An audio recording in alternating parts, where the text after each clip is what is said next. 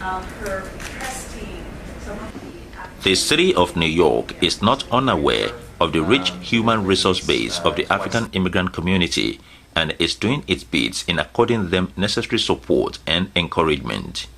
Like every other, the African immigrant community has access to the city's several socio-economic initiatives that border on immigration legal services, adult literacy, immigrant healthcare, job training and placement, as well as small business outreach and assistance, among others. Even at that, the city's authorities, through the council speaker, Melissa Mark-Veverito, said much more was still in the offing for the African immigrant community, but we wish that a higher, more robust working relationship is forged between the community and the city, given the enormous potential of the African people and their several exploits across board in the United States. In New York City, I think we've made very clear, we've been very outspoken, and we embrace our immigrant communities, and we don't want people to be afraid.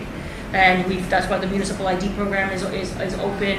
ID is open to people that are documented, not documented, to not be afraid.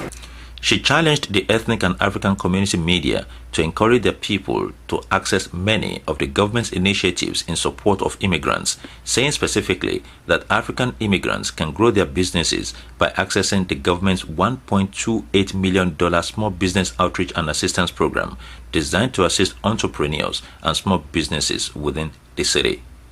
We have to continue to act in a way that demonstrates, right, that we belong here. This is our city. This is our country, and so we've been doing that. I feel I've been doing that. At the roundtable, however, participants were quick to call the city attention to a number of key issues affecting their people. The African immigrant community is no different from other immigrant community here in New York. The main issues are immigration, housing, having access to services and healthcare and education. We are talking of the African media. We know how to reach our community. We know how to pass the information. But what we are not having is the support. The media is reflective of the communities that they serve. And African communities are probably the most nascent, the most recent as well communities to be settled in New York City. We're talking about just one generation. So in terms of capacities, of course, that's why my sister is actually raising this kind of issue.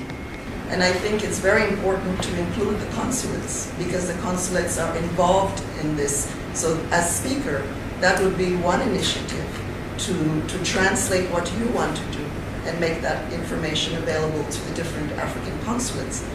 At the end of the roundtable, it was resolved that both the government, African immigrants, and ethnic African media operating in the city increase their stakes in the collective effort of availing everyone the opportunity of fully attaining their potential. They need to get involved, whether they can vote or whether they can volunteer or whether they can encourage other people to get involved, but then also to organize and utilize our voice and our resources to make sure that people are participating. Throughout its history, New York City has been a major entry point for immigrants, with as many as 800 different languages spoken across the city. From New York, Adeshino Anidugbe, OGTV News.